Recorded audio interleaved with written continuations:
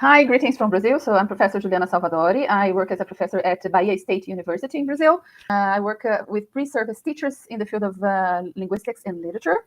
And my topic that I bring today is accessibility, universal design for learning and assistive technology. And make this joke, these are big words and they are big challenges for us in teacher education. A little bit about me. So my subject of choice in the graduate courses were literature. So most of my work was in this area regarding literature in English language, produced in English language.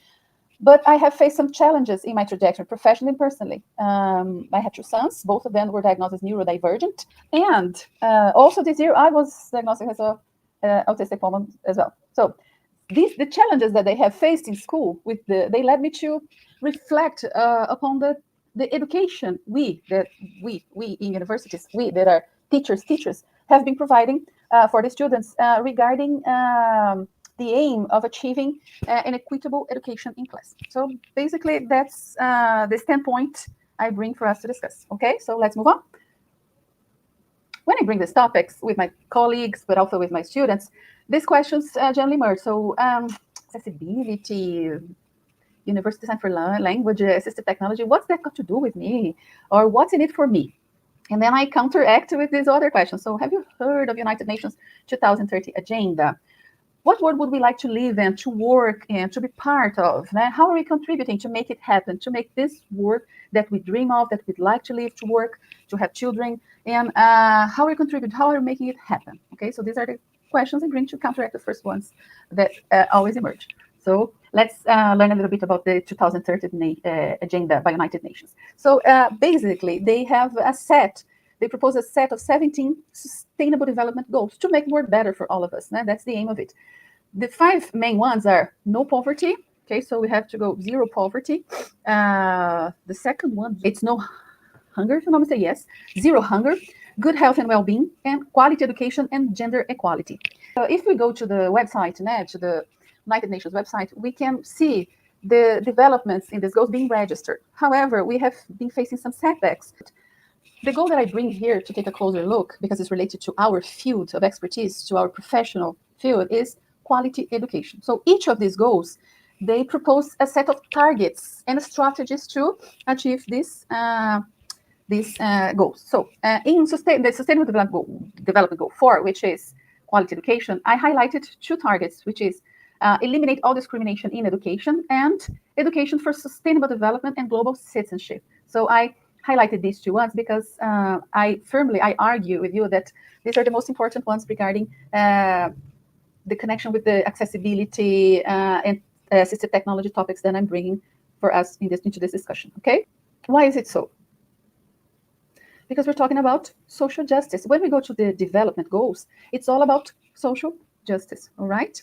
And for me, and not only for me, but for scholars in this field, when we deal with the idea of when we bring social justice as a basis, a fundament, it also connects with this idea of a curricular justice. So social justice derives mainly from Fraser's argument. Now, justice requires social arrangements that permit all to participate as peers in social life. Overcoming justice means dismantling institutionalized obstacles that prevent some people from participating on a par with others as full partners in social interaction. So social justice is about redistributive, recognitive, and representative justice.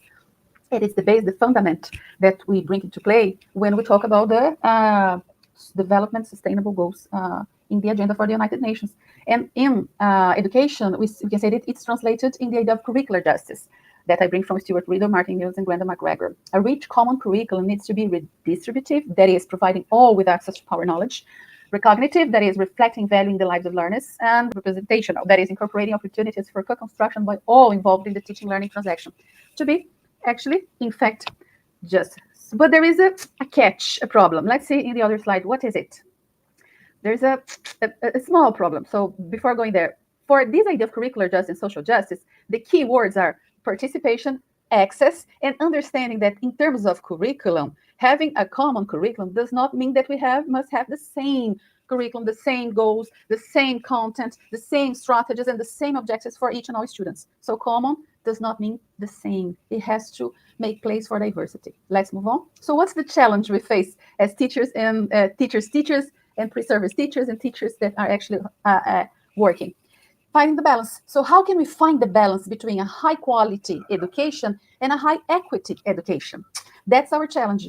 There are many possible answers, but one that I have found in my trajectory is this one: adopting universal design for learning as a principle of our practice. Okay, so I always use the doorknob example, and I call it a doorknob effect. Okay, so what is it? So you see in the picture that we have two doorknobs, right? One is the little ball that you have to gyrate. It's very difficult. It's hard. You have to make an effort. Many children can do that. Aging people or people with disabilities have difficulty doing this movement. It's very hard. And the other one, it has becoming more popular. It's easier. You just do it. Put it down with your hand, or if you don't have a hand, you can do it with your arm, with your chin. So it's easier. So this is an example of accessibility. It derives from universal design. Okay, so they designed this other knob for people with disabilities. It became more popular.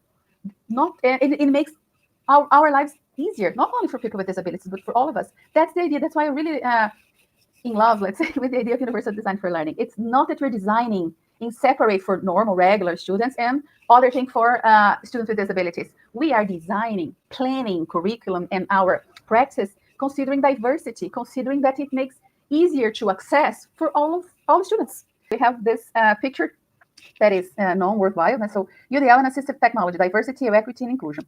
We have three images here. So the first one is an example of equality.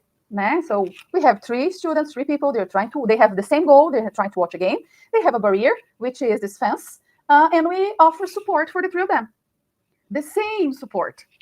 It helps two of them, doesn't help one of them, even though we're providing support. The second image is used as an example of equity because we're providing different support according to their needs. So the first one can see, the second one needs less support, the third student or the third spectator need more support, and allegedly all three of them now can watch the game. UDL principles, it's all about removing barriers. So we don't have the barrier, the fence here. And all three of them can participate with minimum support. So we focus on their autonomy. They're more autonomous to participate. And it makes better even for the first one who could also, since the first picture, he could see the game, but now he has a better vision of all. So when we remove barriers, we make it better for all the three of them.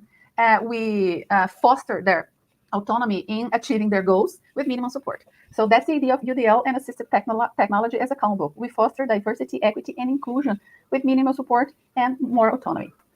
So barriers, what do we do with these barriers? What kind of barriers we're talking about? Do we overcome? Do you break down? Do you tackle? We go for remove. So when we identify a barrier, we work towards removing it, okay? And what are the barriers for accessibility, which is participation? When you provide accessibility, access, you make possible for people to participate. So we have what we call organizational systemic barriers. This curriculum is here, organizational systemic barriers, all right? We have technological barriers. We have architectural physical barriers. These are the first one that come to mind when I think about it. We have information and communication barriers, and we have attitudinal barriers, which is prejudice. This is the main and foremost one. If we do not remove this one, attitudinal, if we do not firmly believe that in education, every and each student has to be able to access content and to reach their goals and to participate and to learn, if you do not firmly believe in that, if you discriminate against those with disabilities, we are not fostering their possibility of learning and participating in terms of equity, and we're not being inclusive, okay? So this is a point. But how can we do that? So I gave you a little clue, universal design for learning. The principles are basic. These are the three main principles, right? When we're talking about universal design for learning, you have lots of materials to study. I can indicate some. The three principles is when you design or you plan a class considering the why, the what, and the how of learning. In teacher education, we focus too much on the why, the what, and the how of teaching. So we have to shift from the learning. So the why, the what, and the how of learning. So why? We provide multiple means of engagements for students. How can engage in learning? So teaching is mostly focused, centered on the teacher, speaking, using written tests, and not all of the students are verbal or oralize, not vocalize. The what, so the content, the subject, the theme, the topics, how can they access it? We should provide multiple means of representation. Some will use podcasts, some of them will use infographics, some of them will do better with written text, some of them will do better with drawings, and we provide all of this so they can have a diversity of material to access the content. And the how, provide multiple means of action expression. So I have learned it. How can I express what I have learned? So if you only speak, tell your students and make them listen, and then you make them write, just write, to express what they're learning, we're not allowing students in their diversity to express what they have learned, okay? So this is very important. Some people will perform better in speaking, in groups, by themselves, in writing, drawing, in videos, and we have to provide them the possibility of expressing how they are interacting with this material and express what they are learning, okay? Let's go to the last slide, because I'm going to give you this about assistive technology. So these are some assistive technology resources that I recommend, and some students have tested and enjoyed. The immersive reader, you found it in your Edge, in the Edge Microsoft Explorer, okay? It's very interesting. We have some tutorials how to use it. It helps the students with poor focus, students with ADHD, students with dyslexia, because we have many resources. It can read for you. It can highlight the line of the blocks of text you're reading. It's very important. For those who have difficulty writing, but perform better speaking, we have dictation, which transforms speech to text, and we can teach students to say what they are learning.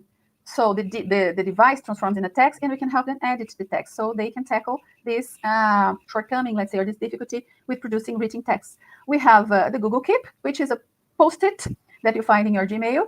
You can make lots of, so this is for dysfunction, executive dysfunction, if you have trouble prioritizing, knowing what you're going to do. So you make small notes all over your email to know how to remember, actually, right? We have Goblet Tools, which is my favorite. I think this was made for a neurodivergent person, for a neurodivergent person. So one of the functions they have is formalizer. So you write a text, you input into the box, and then you can choose what you want to do with the text. You want to make it more formal, less formal, more emotive, light. You want it to correct grammar, so it helps you. And you see the doorknob effect that I told you. This does not help only students with disability. It helps us, for instance, that are learning a second, a third, or a foreign language, because we have difficulties in understanding or making it more formal, informal, grammatically correct, emotive, and so on. It has also other functions, such as the judge, in which if you don't understand the conversation, the tone of it, you can write it, and it tells you, oh, it seems to be the tone, it's like this and like that. And you have one which is the magic to do, which helps people with executive dysfunction, because if you need to do a certain task, it breaks down in small steps, so you can organize yourself. Oh, first I do this and do that and do that and so on. And we have also, last but not least, the worry tree. So if you're worried, if you suffer from anxiety, you can use this resource, the worry tree. It helps you prioritize, understand how you can act when you have something that is troubling you, and prepare a plan and tackle it, okay? So I leave this, and I'm here if you have any doubts, questions, or if you want to learn a little bit more. So thank you very much. And I think especially Professors Kyria and Ana Cecilia for this invitation to share with you a bit of my findings in this path of accessibility and assistive technology. And thanks, Soraya, which is my advisee, for being here.